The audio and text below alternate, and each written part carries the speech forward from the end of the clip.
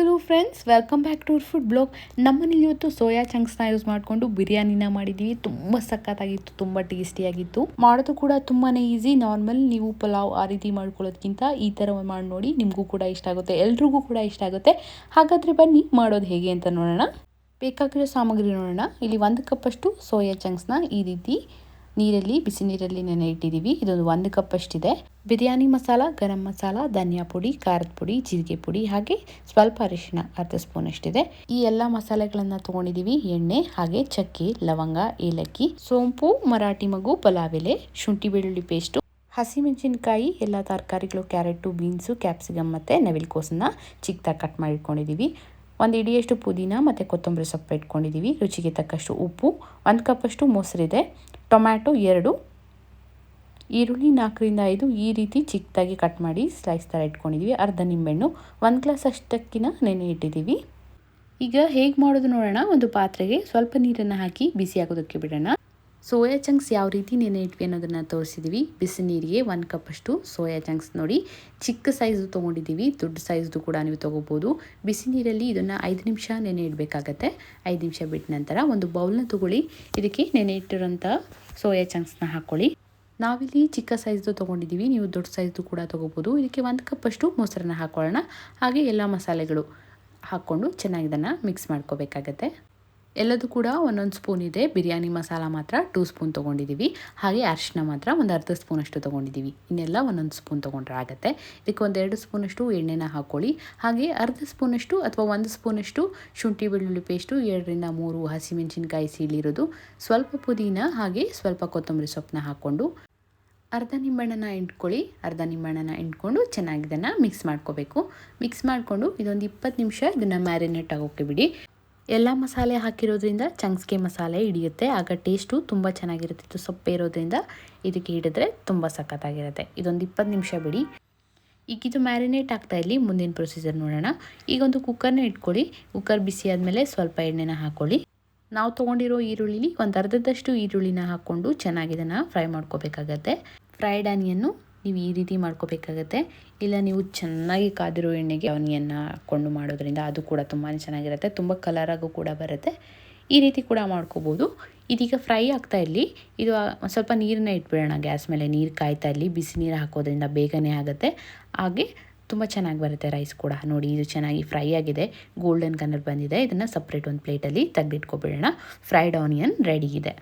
ಯಾರೆಲ್ಲ ಇನ್ನೂ ನಮ್ಮ ಚಾನಲ್ನ ಸಬ್ಸ್ಕ್ರೈಬ್ ಆಗದೆ ನೋಡ್ತಿದ್ದೀರಾ, ಪ್ಲೀಸ್ ಸಬ್ಸ್ಕ್ರೈಬ್ ಮಾಡ್ಕೊಳ್ಳಿ. ಈಗ ಅದೇ ಕುಕ್ಕರ್ಗೆ 2 ಸ್ಪೂನಷ್ಟು ತುಪ್ಪನ ಹಾಕ್ಕೊಳ್ಳಿ. ತುಪ್ಪ ಹಾಕೋದ್ರಿಂದ ಫ್ಲೇವರ್ ತುಂಬ ಚೆನ್ನಾಗಿರುತ್ತೆ. ಸ್ವಲ್ಪ ಎಣ್ಣೆನ ಹಾಕ್ಕೊಳ್ಳಿ. ಇಲ್ಲ ಬರೀ ತುಪ್ಪದಲ್ಲೇ ಮಾಡ್ಕೋಬೋದು, ಇಲ್ಲ ಬರೀ ಎಣ್ಣೆಲೆ ಕೂಡ ಮಾಡ್ಕೋಬೋದು. ಇದಕ್ಕೆ ನಾವು ತೊಗೊಂಡಿರ್ತಕ್ಕಂಥ ಎಲ್ಲ ಮಸಾಲೆಗಳು, ಚಕ್ಕೆ, ಲವಂಗ, ಹಾಗೆ ಸೋಂಪು ಮತ್ತು ಏಲಕ್ಕಿನ ಹಾಕ್ಕೊಂಡು ಚೆನ್ನಾಗಿ ಇದನ್ನು ಫ್ರೈ ಮಾಡ್ಕೋಬೇಕು. ಇದಕ್ಕೀಗ ಇನ್ನರ್ಧ ಉಳಿದ ಈರುಳ್ಳಿನ ಹಾಕ್ಕೊಂಡು ಚೆನ್ನಾಗಿ ಇದನ್ನು ಫ್ರೈ ಮಾಡ್ಕೊಳ್ಳಿ. ಫುಲ್ ನೀವು ಫ್ರೈಡ್ ಆನಿಯನ್ ಯೂಸ್ ಮಾಡ್ಕೋಬೋದು, ಇಲ್ಲಾಂದರೆ ಈ ರೀತಿ ನೀವು ಒಗ್ಗರಣೆ ಹಾಕಿ ಮಾಡಿದ್ರೂ ಕೂಡ ತುಂಬಾ ಚೆನ್ನಾಗಿರುತ್ತೆ.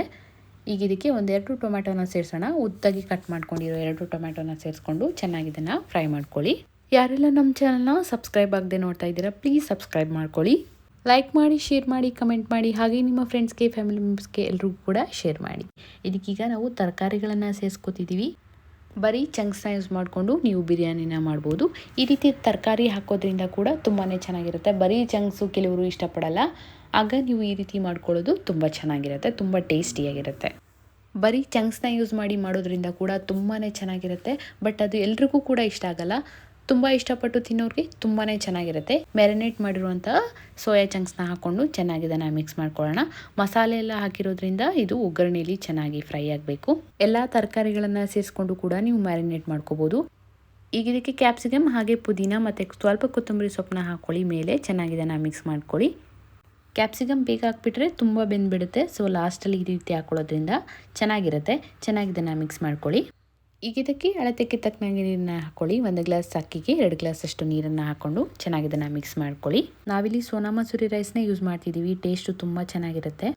ರುಚಿಗೆ ತಕ್ಕಷ್ಟು ಉಪ್ಪು, ನೆನೆಸಿರೋ ಅಕ್ಕಿನ ಹಾಕ್ಕೊಂಡು ಚೆನ್ನಾಗಿ ಇದನ್ನು ಮಿಕ್ಸ್ ಮಾಡ್ಕೊಳ್ಳಿ. ಮೇಲೆ ಇನ್ನುಳಿದಂಥ ಪುದೀನ ಮತ್ತು ಕೊತ್ತಂಬರಿ ಸೊಪ್ಪನ್ನ ಹಾಕ್ಕೊಳ್ಳಿ. ಟೇಸ್ಟು ತುಂಬಾ ಚೆನ್ನಾಗಿರುತ್ತೆ ಮೇಲೆ ಹಾಕೋದ್ರಿಂದ. ಈಗ ಇದಕ್ಕೆ ಫ್ರೈಡ್ ಆನಿಯನ್ ಹಾಕ್ಕೊಳ್ಳಿ. ಈ ಫ್ರೈಡ್ ಆನಿಯನ್ ಹಾಕೋದ್ರಿಂದ ಟೇಸ್ಟು ಡಿಫ್ರೆಂಟ್ ಆಗಿರುತ್ತೆ, ಚೆನ್ನಾಗಿರುತ್ತೆ ಟೇಸ್ಟು. ಈಗ ಲಿಡ್ನ ಕ್ಲೋಸ್ ಮಾಡಿ 2 ಕೂಗಿಸ್ಕೋಬೇಕಾಗತ್ತೆ. ಈಗ tasty and healthy soya chunks biryani ಅಥವಾ ವೆಜ್ ಬಿರಿಯಾನಿ ರೆಡಿಯಾಗಿದೆ ನೋಡಿ. ತುಂಬಾ ಸಖತ್ತಾಗಿತ್ತು, ತುಂಬ ಟೇಸ್ಟಿಯಾಗಿ. ನೀವು ಕೂಡ ಒಂದ್ಸರಿ ಟ್ರೈ ಮಾಡಿ, ನಿಮಗೂ ಕೂಡ ಇಷ್ಟ ಆಗುತ್ತೆ. ಇಷ್ಟ ಆದರೆ ಲೈಕ್ ಮಾಡಿ, ಶೇರ್ ಮಾಡಿ, ಕಮೆಂಟ್ ಮಾಡಿ. ಹಾಗೆ ನಿಮ್ಮ ಫ್ರೆಂಡ್ಸ್ಗೆ, ಫ್ಯಾಮಿಲಿ ಮೆಂಬರ್ಸ್ಗೆ ಎಲ್ರಿಗೂ ಕೂಡ ಶೇರ್ ಮಾಡಿ. ಇದೇ ರೀತಿ ನಮಗೆ ಸಪೋರ್ಟ್ ಮಾಡಿ. ನೋಡಿ ಎಷ್ಟು ಚೆನ್ನಾಗಿ ಬಂದಿದೆ, ಅಕ್ಕಿ ಕೂಡ ತುಂಬ ಚೆನ್ನಾಗಿ ಬಂದಿದೆ. ಜೋರಾಗಿ ಇದನ್ನು ಮಿಕ್ಸ್ ಮಾಡ್ಕೋಬಾರ್ದು, ನಿಧಾನಕ್ಕೆ ಇದನ್ನು ಸ್ಮೂತಾಗಿ ಕಲಿಸ್ಕೊಳ್ಳಿ. ನಾವು ಆಲ್ರೆಡಿ ನೀರು ಹಾಕಿ ಮಿಕ್ಸ್ ಮಾಡಿರೋದ್ರಿಂದ ಅಕ್ಕಿ ಒಂದು ಕಡೆ, ತರಕಾರಿ ಒಂದು ಕಡೆ ಆಗೋದಿಲ್ಲ, ನೀಟಾಗಿ ಆಗುತ್ತೆ. ನೋಡಿ ಬಿರಿಯಾನಿ ಯಾವ ರೀತಿ ಆಗಿದೆ ಅಂತ. ತುಂಬ ಸಖತ್ತಾಗಿರುತ್ತೆ. ಮೊಸರು ಬಜ್ಜಿ ಜೊತೆ ಅಂತೂ ಒಳ್ಳೆ ಕಾಂಬಿನೇಷನ್ನು. ನಾನೊಂದು ಒಗ್ಗರಣೆ ಕೇಳ್ತೀನಿ, ನೋಡೋಣ ಎಷ್ಟು ಜನಕ್ಕೆ ಆನ್ಸರ್ ಗೊತ್ತಿದೆ ಅಂತ. ಒಂದು ಸುಣ್ಣದ ಗೋಡೆಗೆ ಒಂದು ಬಾಗಿಲಿಲ್ಲ, ಏನಿರ್ಬೋದು ಅನ್ನೋದನ್ನ ಗೆಸ್ ಮಾಡಿ ಕಮೆಂಟ್ ಮಾಡಿ. ಇನ್ನಷ್ಟು ಈಸಿ ಆ್ಯಂಡ್ ಟೇಸ್ಟಿ ರೆಸಿಪಿಯೊಂದಿಗೆ ಬರ್ತೀವಿ. ಟಿಲ್ ದೆನ್ ಕೀಪ್ ವಾಚಿಂಗ್ ಪುಷ್ಪ ಫುಡ್ ಬ್ಲಾಗ್.